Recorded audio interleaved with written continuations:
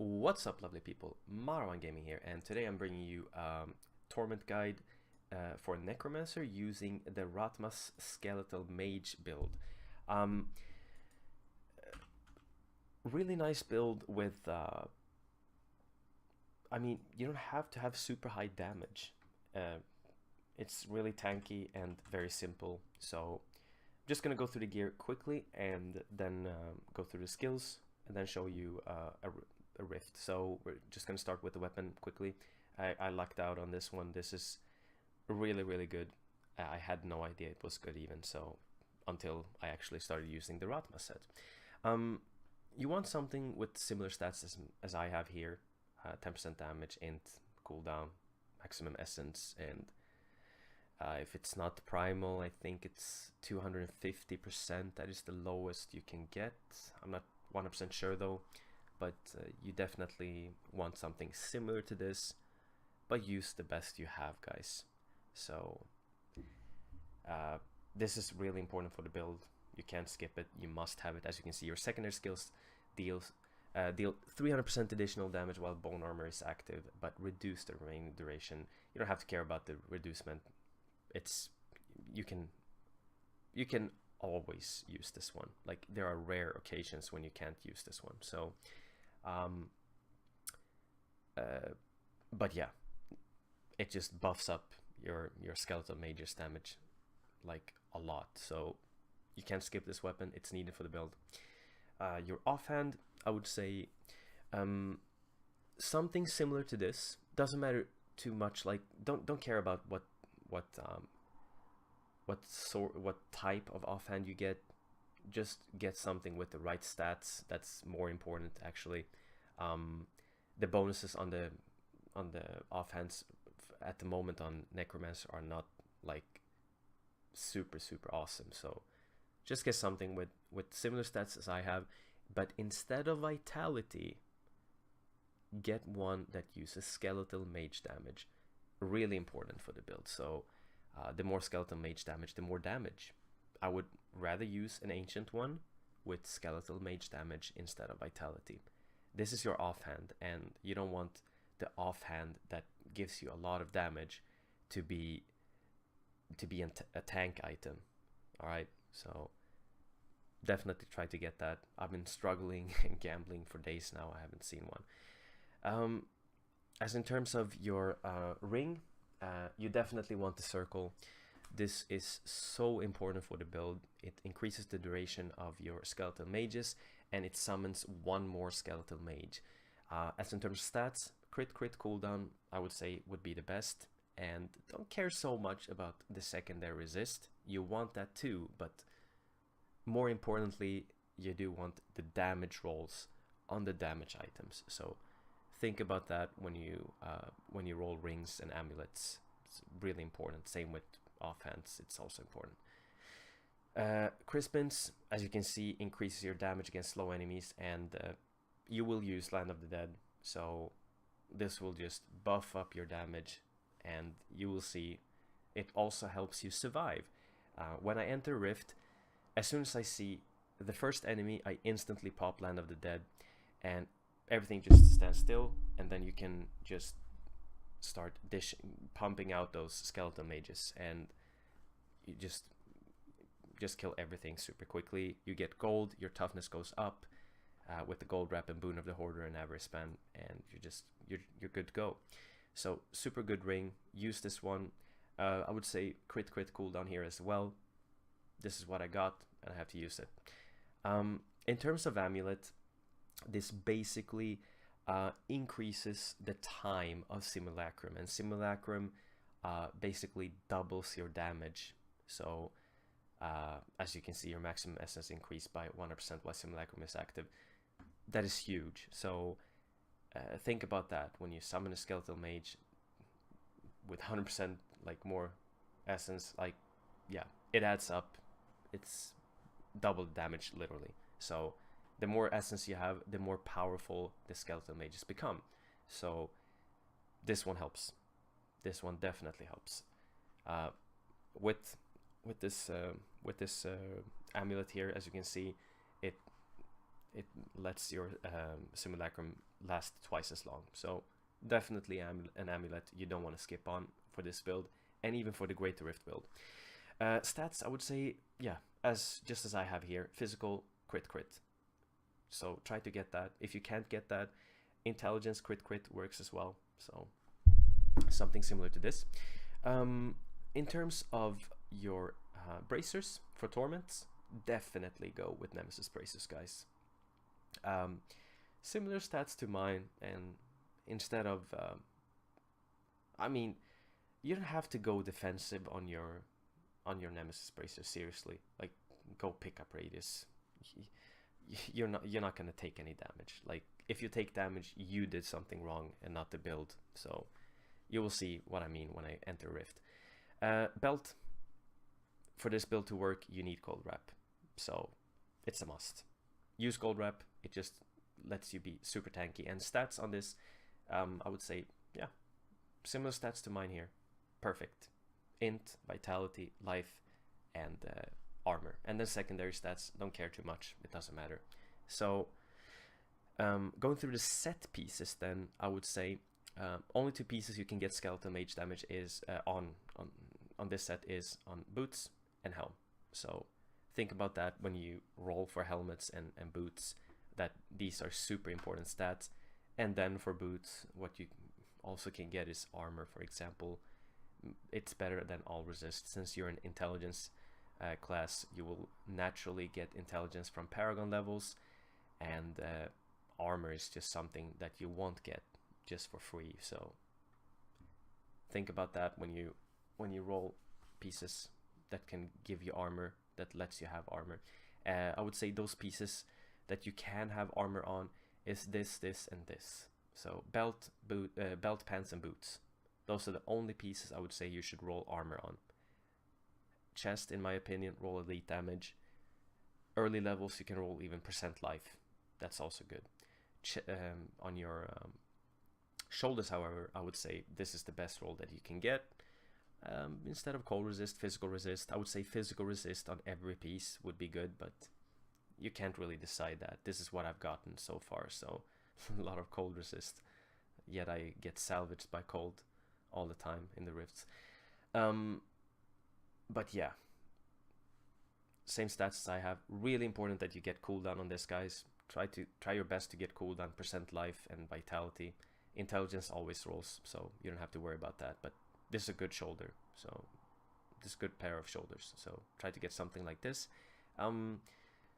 Your gloves, I would say, as well. Attack speed, crit cooldown is also good, but I would say this is close to being the best roll that you can have, or the best roll. Like attack speed, crit, also really good. But yeah, this is a super good roll. Try to get something like this. Crit cooldown. Intelligence always rolls, so you don't have to worry about that. Something that is really nice for Great Rifts is range damage reductions. Range damage reduction, and you can have it on your chest, your amulet, and bracers. So for torments, you could roll like I have, or with vitality, or with percent life instead of elite damage reduction, but something similar to what I have here. Perfect. Doesn't have to be ancient at the beginning of the season, guys. Your pants, something similar to this, and instead of arcane resist, physical damage reduction. Same here. Skeleton mage damage being really important, so try to get that as well. That is, I didn't roll 15% here because I never thought I was gonna use this build. I just saved the items since I got them early in the season. Anyways, in terms of the cube, since you're running a torment build, you want to run with Ingium, Tasker and Theo, and you want to run with Avarice Band. This increases your attack speed of your pets. This lets you just blood rush around. It lowers your cooldown, so you can just blood rush around wherever you want. And it also lowers your cooldown on Land of the Dead. Sometimes you're going to be essence starved, and this just lets you dish out skeletal mages all the time. So when you press Land of the Dead, you just hold in Q, and Devour will give you essence. So it will just give you essence and essence and essence. Average spend, really important for the build. It basically increases your pickup radius and movement speed, so super important for the build. You definitely don't want to skip this one. And also, why not get some extra gold, you know, so you can empower those higher grade rifts. As in terms of gems, Enforcer, obviously, really important for the build. Increase the damage of your pets. Bane of the Trapped obviously gives you more damage as well, and Boon of the Hoarder works perfectly with average spend. So it doesn't matter if you kill a little mini mob, it's gonna explode and give you gold. That gold gives you toughness with the gold wrap. So as in terms of skill, obviously Simulacrum gives you huge amount of damage, so really important. Skeletal Mage, obviously you need this, otherwise you're not gonna have anything that deals damage. Devour, as you can see here, what it does. So it does also like restore health, but it restores essence, which is why you want Devour on this one. So super important. And when you pop Land of the Dead, you will see it's just so much more essence that you get back. So Bone Armor, obviously, since you're using the side of the cycle, you cannot skip this, and it also lets you tank a little bit of hits. So Blood Rush, Molting, to be honest guys, use whatever the heck you want here, guys. Provides an additional charge. Let's use that. Why not? I don't really care what I have here. Just use whatever you want here, guys. What works for you. Frozen Lance, obviously, when you enter Rift as well, you're gonna stun all the mobs instantly, and nothing can touch you, and then except Juggernauts. But also you will be able to summon Skeletal Mages. Like on Torments, guys, you will see it's not gonna be difficult surviving. Overwhelming Essence. You're using a build that benefits from Essence, so you want that. This one just lets you have the Skeletal Mages for a longer time, so yes, use that as well.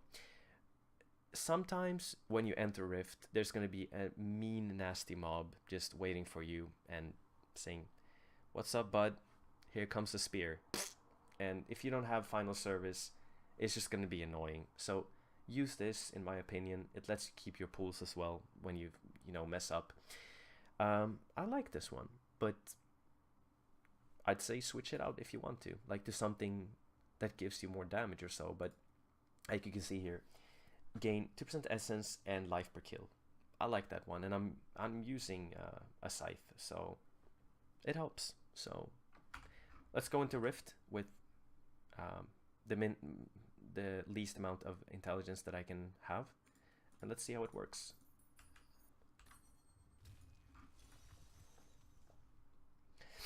So as soon as I can see that I have something in front of me, pop Simulacrum.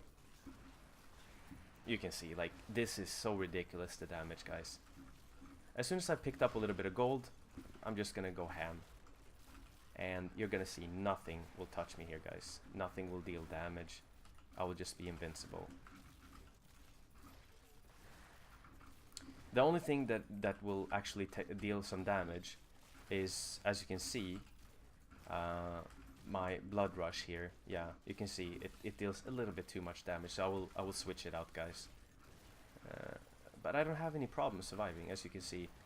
You just keep in mind that you should look at that all the time. Look at your skeletons, so you have 10 all the time, and that's it. Look, I'm gonna stand in the Molten. I took no damage. Like, that's how tanky the build is, and you can see no problem dealing damage as well. This is T13, and I removed all my Paragon points, so you can see the toughness, guys. It's ridiculous, man. Damn it. So crazy. Let's put in the Paragon points, and let's see how it looks as well. Beware that if you haven't picked up gold in 10, like, I think the duration is 10 seconds, then you're actually vulnerable to dying, so keep that in mind. But look, the enemies themselves cannot kill me.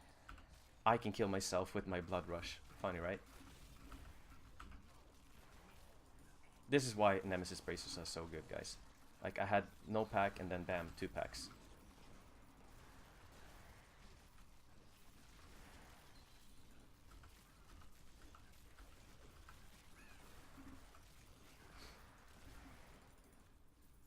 It works in, like, if you're in a 4-man group, it doesn't matter. It works as well, so don't worry too much. But yeah, guys, I would not recommend this one here, Blood Rush. Switch that to molting, or potency is even good, so let's use that.